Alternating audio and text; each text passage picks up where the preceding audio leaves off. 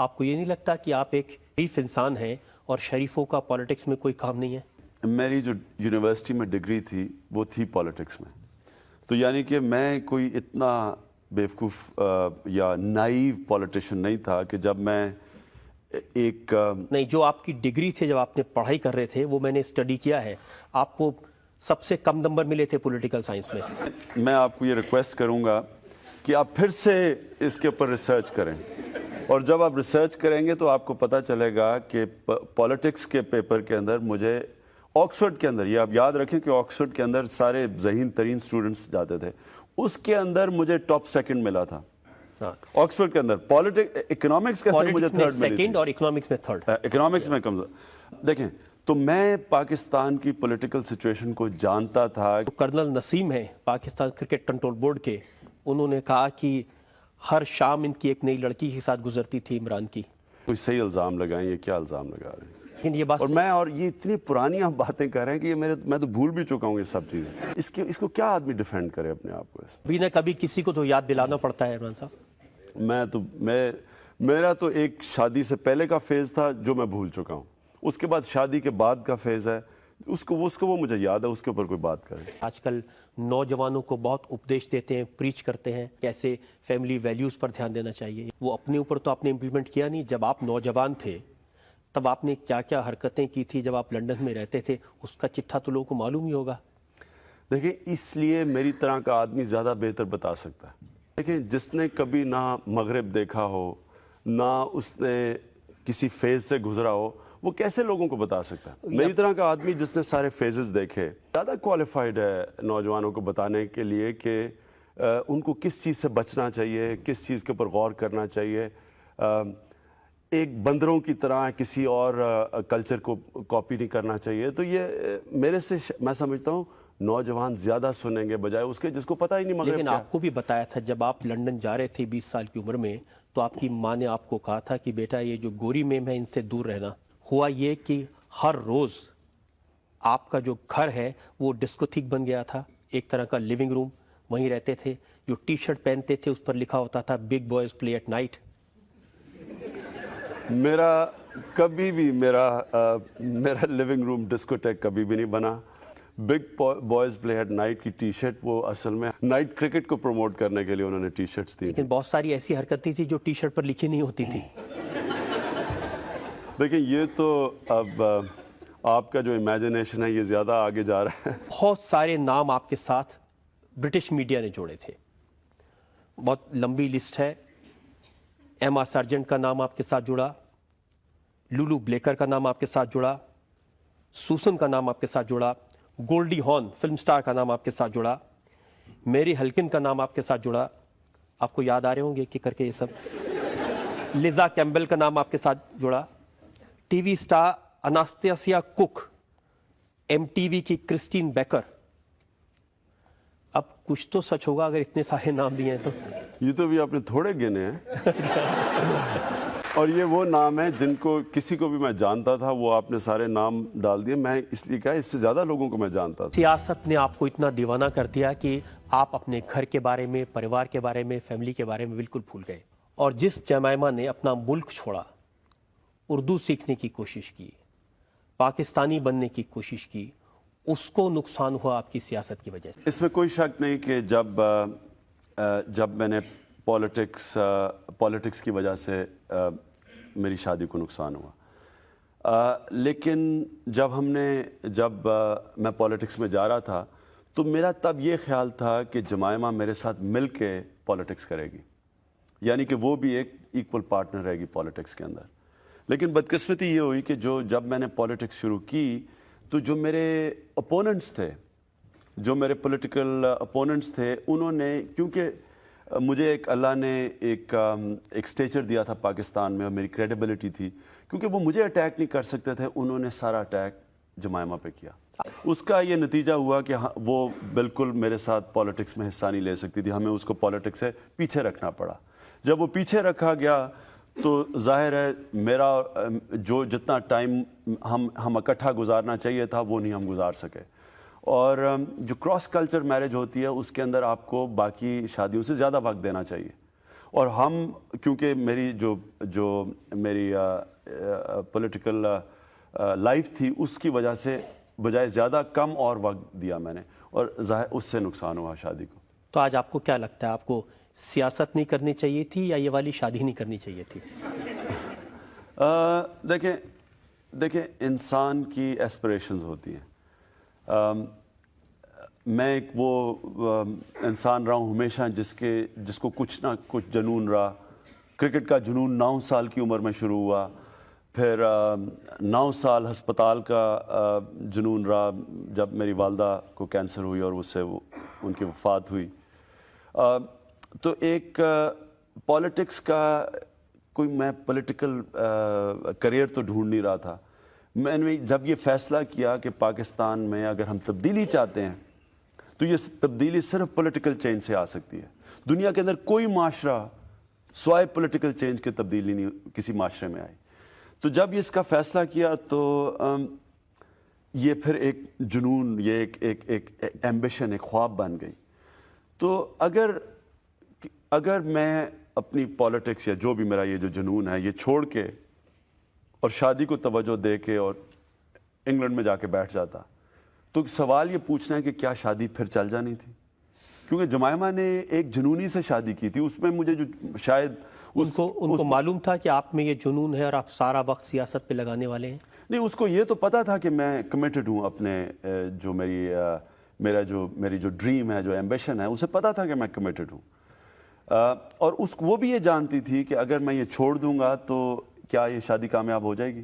اس کو بھی یہ پتا تھا کہ میں انگلینڈ میں تو رہ نہیں سکتا، کیونکہ میں پاکستان کے علاوہ تو جب ہماری شادی ہوئی تھی تو ہمیں پتہ یہ تھا کہ پاکستان میں ہم رہیں گے۔ تو جب وہ پاکستان میں میری پولیٹیکل لائف کی وجہ سے نہیں رہ سکی تو پھر ہماری شادی نہیں چل سکتی تھی۔ یا آج آپ کو یہ لگتا ہے کہ اگر کسی پاکستانی لڑکی سے ہی شادی کرتے، سیٹل ہوتے تو بہتر ہوتا، شاید سیاست کا جنون زیادہ کامیاب ہوتا؟ دیکھیں کیا ہوتا، یہ بڑا مشکل سوال ہے، کوئی نہیں ہے اس کا جواب دے سکتا کہ کیا ہو سکتا تھا، لیکن آپ یہی بتا سکتے ہیں کہ کیا ہوا، اور اس کے بعد اس سے آپ آگے دیکھ سکتے ہیں۔ ہاں یہ ضرور ہے کہ اب میں کبھی شادی کروں گا تو یہ دیکھوں گا کہ وہ عورت کیا پالیٹکس کے اندر جو میری پولیٹیکل لائف ہے اس میں کیا وہ اسے آئیڈینٹیفائی کرے گی، کیا اس کا اس میں بھی وہ پیشن ہوگا جو میں جس طرف جا رہا ہوں۔ بہتر یہ ہے کہ شادی نہیں کروں گا اگر میں سمجھوں کہ کوئی اس پولیٹیکل لائف میں فٹ نہیں ہو سکتی۔ آج کل کسی فرینچ مہیلا کا نام چھپ رہا ہے پاکستان کے اپنے میں؟ بدقسمتی یہ ہے کہ ابھی آپ اور بڑے نام سنیں گے، کیونکہ جب تک میری شادی نہیں ہوتی پھر سے، اور اگر نہ ہوئی تو پھر آپ اسی طرح پھر جو بھی آپ نے لمبی لسٹ بتائی ہے ہو سکتا ہے آپ ایک اور لسٹ بتا رہے ہوں۔ تو کیا مانے پبلک کی، اب آپ کا ارادہ ہے شادی کرنے کا؟ دیکھیں میری زیادہ زندگی بیچلر کی تھی، لیکن میں سمجھتا ہوں کہ جو شادی کی زندگی تھی وہ اس سے بہت سپیریئر تھی۔ یعنی کہ جو شادی میں انسان کو خوشی ملتی ہے، حالانکہ میری بڑی مشکل تھی زندگی، کیونکہ ایک طرف پالیٹکس کھینچ رہی تھی، ایک اس کے لیے جمائمہ کے لیے مشکل تھا وہ ساری زندگی اس لائف میں اڈیپٹ کرنا، لیکن اس کے باوجود میں یہ کہوں گا کہ جو شادی کی زندگی کی خوشی تھی وہ بیچلر لائف سے بہت بہتر تھی۔ تو آئیڈیل تو یہ ہے کہ میں پھر سے شادی کروں گا، لیکن کیا وہ شادی نہیں کروں گا اگر میں یہ سمجھوں کہ میں اس کو کامیاب نہیں کر سکتا۔ یہ تو آپ کا اپنا خیال ہے، جمائمہ نے کیا کہا، ان کا دل ٹوٹا کس لیے؟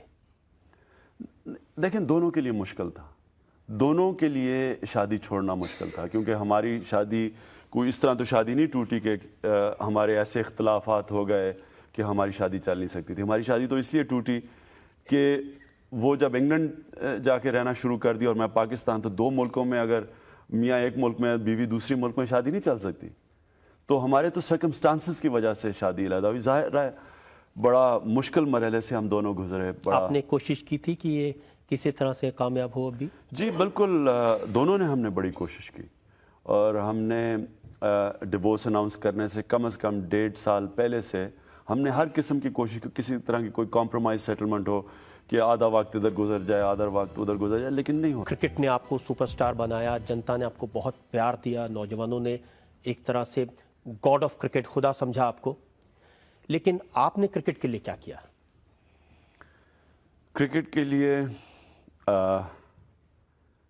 جب میں پلیئر تھا کوشش کی ٹیم کو جتانے کے لیے، جب میں کیپٹن بنا تو مجھے بڑا فخر ہے اس چیز میں کہ پاکستان ٹیم جب میں چھوڑ کے گیا تو پاکستان کی بہترین ٹیم تھی اور وہ ورلڈ کپ جیتنے والی ٹیم تھی، اور جو وہ 92 کے بعد ٹیم تھی وہ دنیا میں اس وقت نمبر 1 ٹیم، ٹیلنٹ کے اندر وہ دنیا کی نمبر 1 ٹیم تھی۔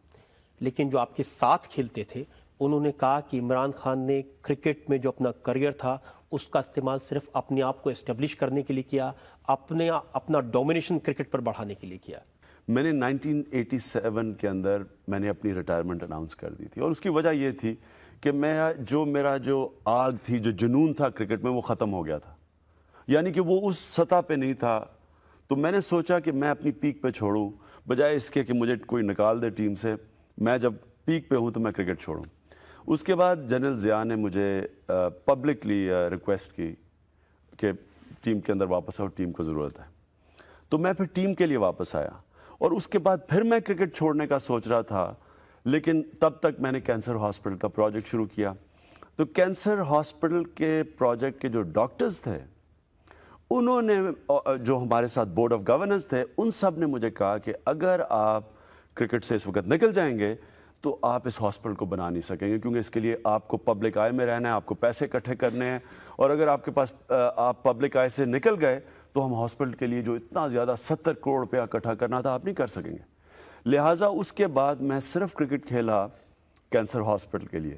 جاوید میاں کی کتاب ہے آٹو بایوگرافی، اس میں انہوں نے لکھا ہے کہ جو پلیئرز ہیں انہوں نے عمران صاحب کا نام میٹر رکھ دیا تھا، یعنی وہ میٹر جو صرف پیسے سے چلتا ہے۔ ایکچولی تو الٹا ہوا بات، یہ جو آپ کہہ رہے ہیں میٹر کی، کہ اصل میں تو وہ ٹیم جو 3-4 لڑکے تھے اس میں جو جن کو پیسے کی لالچ کئیوں کو زیادہ ہوتی ہے کئیوں کو کم ہوتی ہے، ان کا یہ خیال تھا کہ ورلڈ کپ میں جو لوگوں نے خوشی میں پیسے دینے تھے ٹیم کو، وہ ٹیم کے پیسے میں ہاسپٹل میں نہ لے جاؤں۔ 2 انہوں نے الزام لگائے ہیں۔ ایک تو الزام یہ کہ جب میچ ختم ہوا تو جو جیتی خوشی تھی، جو خمار تھا، اس میں آپ نے استعمال کیا اپنے کینسر ہاسپٹل کو پبلسٹی دینے کے لیے۔ اس وقت جو آپ نے اسپیچ دی اس میں کہا کہ مجھے کینسر ہاسپٹل کے لیے مدد چاہیے۔ اس میں تو مجھے کوئی شرم ہے ہی نہیں، کیونکہ میں تو آپ کو عرض کی کہ میں تو کھیل ہی ہاسپٹل کے لیے رہا تھا، اور ہاسپٹل میری ذات کا ہاسپٹل تو نہیں تھا، پاکستان کے لیے، پاکستان کا واحد کینسر ہاسپٹل بننا تھا، تو میں تو اپنے ملک کے لیے کہہ رہا تھا۔ تو مجھے تو اس میں کوئی شرم نہیں کہ میں نے پبلسٹی دی، میں نے تو 2 سال سے پبلسٹی دے رہا تھا۔ میں تو جب کوئی پرائز جیتتا تھا میں وہ اپنے ہاسپٹل کو دیتا تھا۔ مثلا آسٹریلیا میں 2-3 سال پہلے کرکٹر آف دا ایئر بنا پاکستان ٹیم کے لیے کھیلتے ہوئے، تو جان کے میں نے کرکٹر آف ایئر کا جو گاڑی کا ایوارڈ تھا وہ ہاسپٹل کو ڈونیٹ کیا، اس کو پروجیکٹ کرنے کے لیے۔ آپ اپنے ایوارڈ ہاسپٹل کو دے دیں، کسی کو آپتی نہیں تھی، لیکن جو پلیئرز ہیں ان کو لگا کہ جب لوٹ رہے تھے واپس سنگاپور میں رکے، سنگاپور کے ایمبیسڈر نے ایک چیک دیا، وہ پوری ٹیم کے لیے چیک ہونا چاہیے تھا، آپ نے اس کو بھی ہاسپٹل میں لگا دیا۔ جب مجھے یہ خیال ہوا کہ کئی ہمارے کھلاڑیوں میں یہ خدشہ ہے کہ میں ٹیم کا پیسہ ہاسپٹل میں لگا رہا ہوں، تب میں نے فیصلہ کیا اس کے بعد کرکٹ ختم کرنے کا، کیونکہ اس کے بعد میری تو فوکس ہاسپٹل تھا، اور میں تو کرکٹ کھیل ہی رہا تھا اور یہ اناؤنس کر کے کھیل رہا تھا ہاسپٹل کے لیے۔ تو اس میں تو کوئی، لیکن یہ کہنا کہ میں لڑکوں کا پیسہ ہاسپٹل میں لگاؤں، یہ تو کبھی کسی صورت میں نہیں کر سکتا تھا۔ اور یہ جو آپ سنگاپور کی بات کر رہے ہیں، وہ ایمبیسڈر ابھی بھی ہے، اب سنگاپور میں نہیں ہے، اسلام آباد میں ہے، اس نے پیسے ہی ہاسپٹل کے لیے اکٹھے کیے تھے۔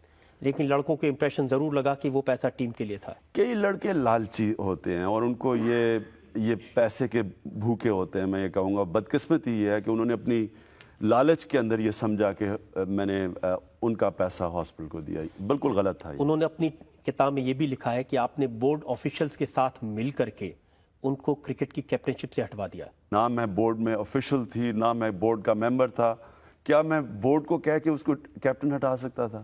یہ بھی ایک پیرانویا تھا، اور یہ بدقسمتی ہے کہ میاں داد نے اس طرح کی باتیں لکھی۔ حالانکہ میرے ساتھ مل کے وہ ہماری بڑی زبردست ہمارا کمبینیشن تھا، جاوید کی بڑی زبردست پرفارمنس ہے ٹیم میں، لیکن ایسی باتیں لکھنا، میں حیران ہوں کہ اس نے کتاب میں ایسی ایک بڑی انہوں نے اسپیسیفک بات لکھی ہے کہ عمران خان نے ہماری ٹیم کو توڑنے کی کوشش کی۔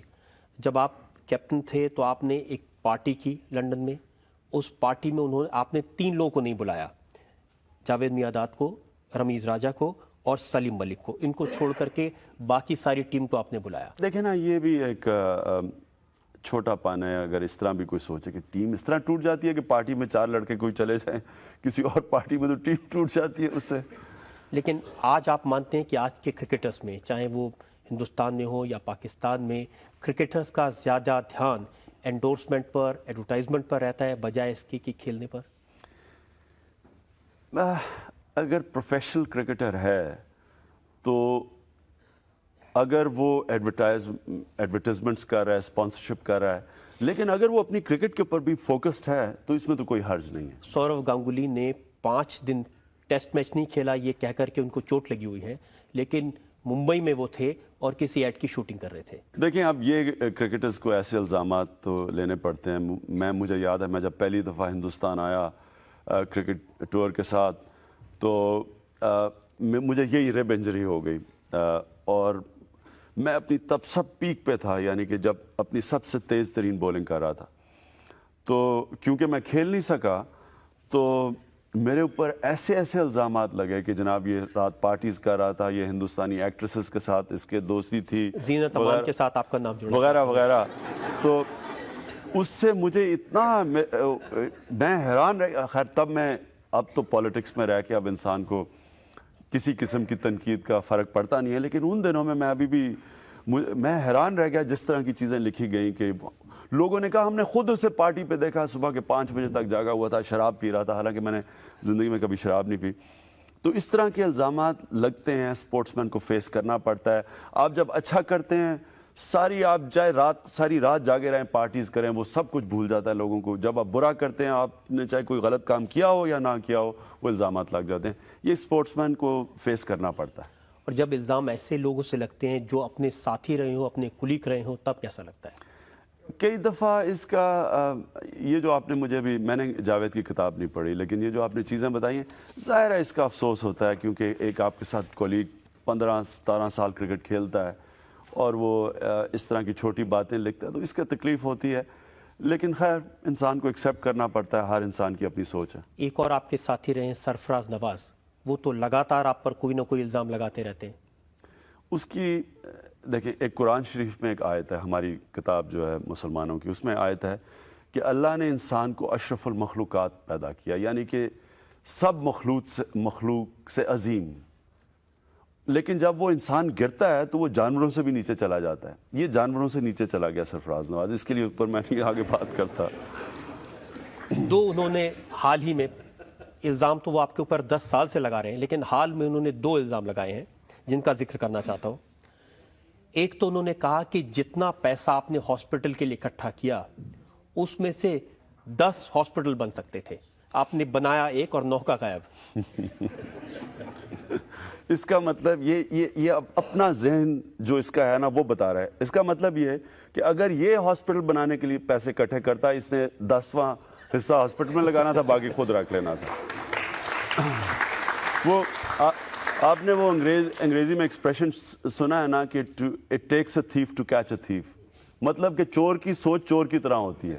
تو وہ اپنی طرح، کیونکہ وہ چور کی طرح سوچ رہا ہوتا ہے تو وہ پھر اس کی مووز کر سکتا ہے. تو یہ اپنی سوچ بتا رہا ہے کہ اس کی کیا سوچ تھی. ایک اور الزام انہوں نے لگایا، انہوں نے کہا کہ آپ نے جو ہاسپٹل بنایا یہ اس لیے بنایا کہ جو جوئش فارماسیوٹیکل کمپنیز ہیں، جو آپ کے فارمر ان لاز کی کمپنیز ہیں، وہ کچھ ایکسپیریمنٹس کرنا چاہتی تھی کینسر کی دوائیں بنانے کے لیے، وہ انسانوں پر وہ ایکسپیریمنٹ ہوں اور وہ آپ کے ہاسپٹل میں ہو، اس لیے اس ہاسپٹل پہ اتنا پیسہ خرچ کیا گیا. میں نے کہا نا کہ جانوروں کی سطح سے نیچے جا چکا.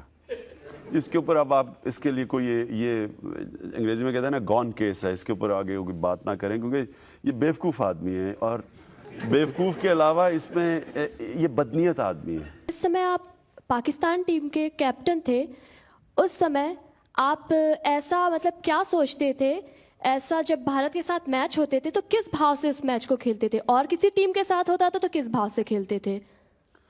دیکھیں بھارت کے خلاف تو میں پورا زور لگاتا تھا اور پوری کوشش کرتا تھا کہ شکست دوں آپ کی ٹیم کو. لیکن یہ آپ ہمیشہ یہ یاد رکھیں کہ کبھی یہ کوئی دشمنی نہیں ہوتی تھی، یہ ایک ہیلدی کمپٹیشن ہوتی تھی، ایک مقابلہ ہوتا تھا. کیونکہ پبلک اتنا انٹرسٹ تھا اس میچز میں, ہمیں پتا تھا کہ سارا ہندوستان اپنی ٹیم کے ساتھ کھڑا اور ہمارا سارا ملک اپنی ٹیم, تو ظاہر ہے پورا زور لگانا تھا میں نے. لیکن بھارت کے خلاف جب کھیلتے تھے تو ڈر بھی ہوتا ہوگا اگر ہار کے واپس لوٹے تو پبلک مارے گی بہت.